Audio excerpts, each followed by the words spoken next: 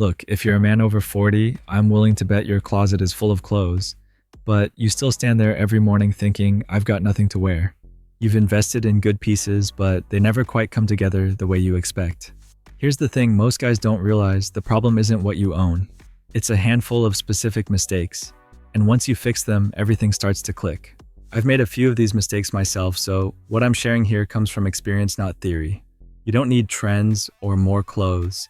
You need a few better rules. Let's hit 7 mistakes around shopping fit and wardrobe building. Mistake number 4 is the key. Get that one right, and the rest gets easier.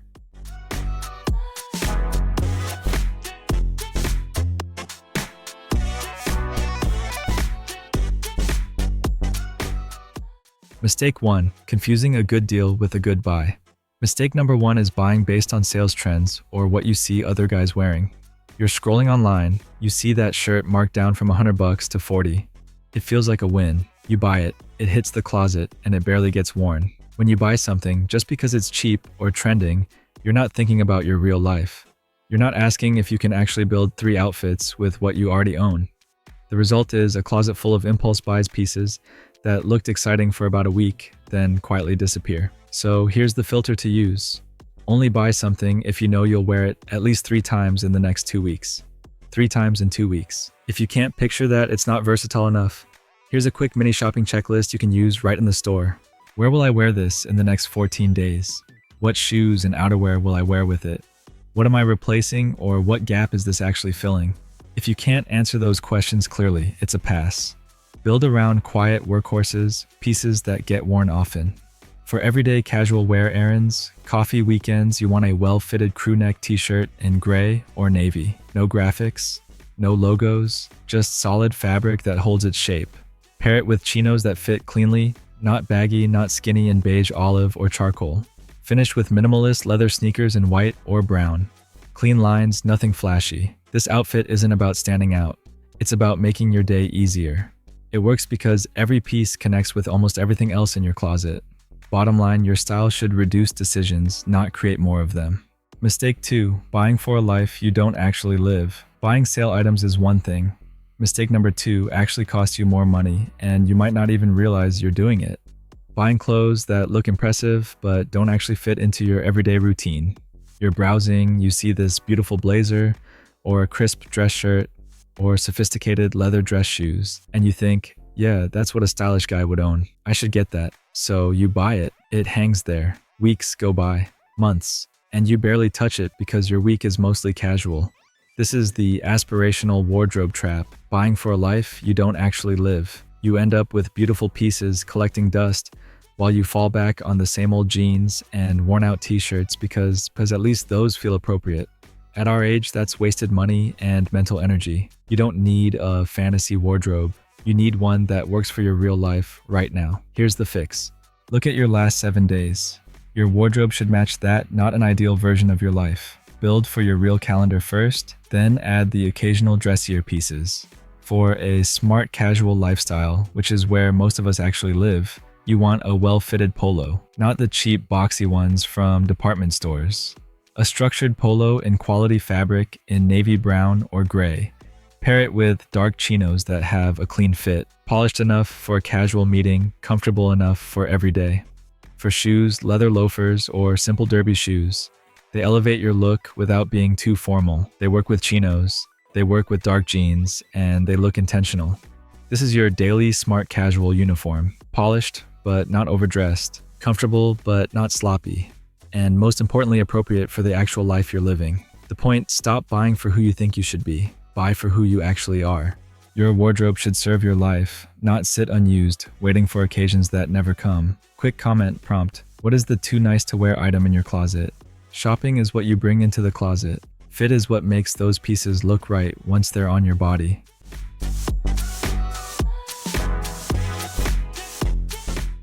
Mistake 3. Thinking expensive means better fit. Mistake 3 is prioritizing brands over fit. Here's the truth. An expensive designer shirt that doesn't fit you properly will always look worse than an affordable shirt that fits you perfectly. Always. But a lot of us fall into this trap. Maybe because we grew up when brands mattered more. Maybe because we can finally afford nice brands. Or maybe we just assume spending more automatically means looking better. People don't notice what brand you're wearing. They notice whether your clothes fit you well. Bad fit ruins everything. Shirt too big in the shoulders, looks like hand-me-downs. Too tight around the middle, uncomfortable and it shows. Pants too baggy, sloppy and outdated. Too tight, trying too hard. Here are the quick checkpoints, save this. For shirts, the shoulder seam should hit right at the edge of your shoulder bone. The body follows your torso without being skin tight. You should be able to pinch about an inch of fabric at the sides. For pants, they sit at your natural waist. The leg follows the line of your leg without excess bunching. The hem just barely touches the top of your shoe with maybe a slight break. For a casual meeting or lunch, go with a button-down in white or light blue that fits cleanly in the shoulders and chest. Pair it with tailored casual trousers, not dress pants, not jeans. Something in between wool blend or cotton trousers with a clean straight leg. Add a slim leather belt that matches your shoes. For shoes, go with rounded toe leather shoes that look classic and timeless. Not those square-toed things from the early 2000s. When everything fits, you look put together without trying too hard. Pro tip, if something almost fits but not quite get it tailored, taking a shirt in at the sides costs 20 or 30 bucks, but it can make a $50 shirt look like 200. Worth it. Start with hem sleeve length and taking in the waist. Those 3 changes have the biggest return. Mistake 4, dressing for someday instead of today. Now, speaking of fit, mistake number 4 is related, but it's the one that makes guys uncomfortable because it's not really about the clothes. It's about us. Buying clothes for the body you want, not the body you have today. You're shopping, you find a great shirt or pants, but it's a little snug, and you think, I've been meaning to lose some weight. I'll drop 10 pounds and this will fit perfectly. So you buy it, hang it up. 6 months later, it's still there with tags on. But here's what happens when you dress for a body you don't currently have. You end up feeling uncomfortable in the body you do have. You're constantly adjusting your clothes, and that kills confidence.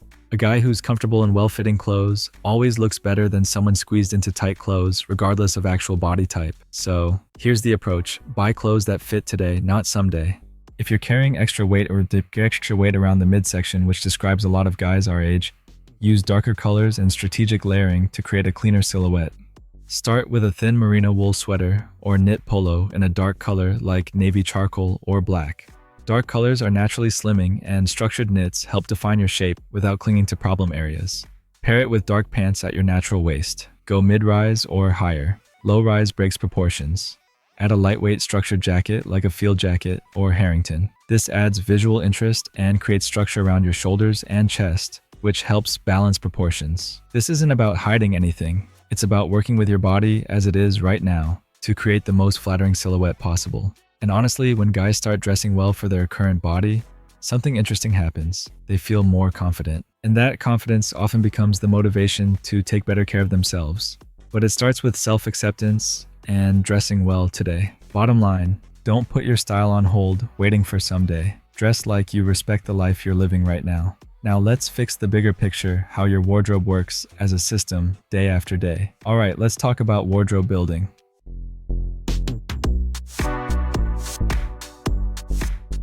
Mistake 5, adding personality before you have a foundation. Mistake number 5 is buying statement pieces before you've built a solid foundation. Statement pieces are fun. A bold jacket, an interesting sweater, standout shoes, they add personality. But without a foundation, they don't connect. You end up with individual pieces you like, but no outfits that actually work.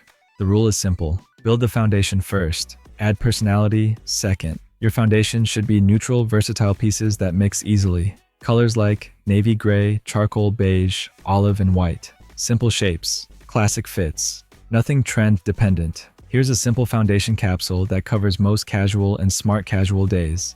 2 t-shirts in gray and navy. 2 polos or knit polos. 2 light-colored button-downs, 2 chinos, 1 dark and 1 light, 1 dark jean, 1 neutral sweater, 1 jacket you can layer with, 2 shoes, clean leather sneakers and loafers or derbies. That's it.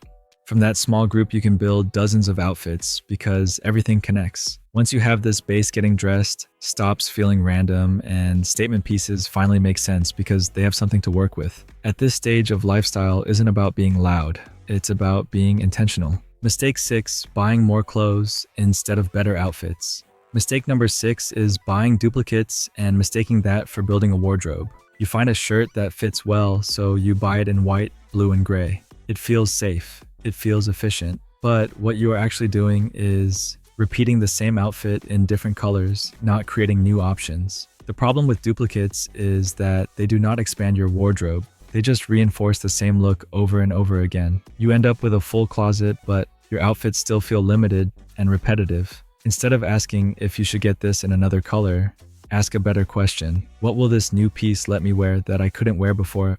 Every item you add should connect with multiple pieces you already own. One smart addition should unlock several new outfits, not just replace the same one. A good example is outerwear. One neutral jacket in navy or olive can work across casual, smart casual, and slightly dressier situations. It can be worn with a t-shirt and jeans on the weekend, a polo and chinos during the week, or a button-down and trousers when you need to look more polished. One piece, multiple contexts. Shoes work the same way. Take the same base outfit and change only the footwear. Sneakers keep it casual, loafers dress it up, boots make it more rugged. The outfit did not change, but the message did. This is how you create variety without owning more clothes. You stop buying duplicates and start buying connectors. If a new piece doesn't help you create at least 3 new outfits, it's probably not worth bringing home. Mistake 7. Buying clothes that don't last. Look, I understand not everyone has an unlimited budget. You need to be mindful of spending. But here's what I've learned. Buying low-quality clothes is actually more expensive long-term. Think cost per wear. A $60 tee worn 100 times is cheaper than a $20 tee you replace every few months. Cheap fabrics don't hold up. That thin cotton t-shirt you bought for 15 bucks. After 10 washes, it's stretched out, faded, shapeless. Those budget chinos, the fabric pills color fades. They look worn after 6 months. Those cheap shoes, they crease badly. Leather cracks, you're replacing them every year. At this stage, people make assumptions based on subtle cues. Are your clothes holding their shape? Do they look crisp and well-maintained, or worn out and tired? These details matter in professional settings, social situations, and even in how you feel about yourself. So here's the smarter approach. Invest in fewer pieces of higher quality that will last years instead of months. For t-shirts and polos, look for heavier cotton that holds its shape. It won't stretch out quickly and it stays crisp longer. Yes, it costs more, but a quality t-shirt lasts 5 years instead of 5 months. For pants, invest in quality denim or good gabardine cotton. These fabrics maintain structure wash after wash. Don't fade or pill easily. Actually look better as they age rather than worse. For shoes, and this is crucial, invest in leather or suede from reputable makers. Good leather shoes can last a decade or more with care. They develop a patina beautiful aging that actually makes them look more distinguished over time. Compare that to cheap synthetic shoes that just look progressively worse. Buy fewer pieces, but better ones and maintain them. That's how your wardrobe looks better over years, not worse. It signals you value quality over quantity, and you're building something that lasts. Alright, so let's bring this full circle. Remember at the start when I said you're standing in front of a full closet with nothing to wear? Now, it wasn't about needing more clothes. It was about fixing these 7 specific mistakes. One sentence to remember is this: your wardrobe should be intentional, versatile, and built for how you actually live. Now, here's what I want you to do. Go to your closet this week, seriously. Just take 10 minutes and ask yourself 3 questions about each piece. Do I actually wear this? Does it fit me right now? Can I pair it with at least 3 other things I own? If it's a no, either tailor it, donate it, or stop buying that type of piece again. Now, before you go, I've got a question for you. Which of these 7 mistakes hit closest to home? Drop a comment and let me know. I read them all and it helps me plan the next videos. If you want more practical, over 40 style, subscribe. And if you know a guy stuck in these mistakes, send this to him. And remember that good style isn't about more clothes, it's about better decisions. Thanks for watching.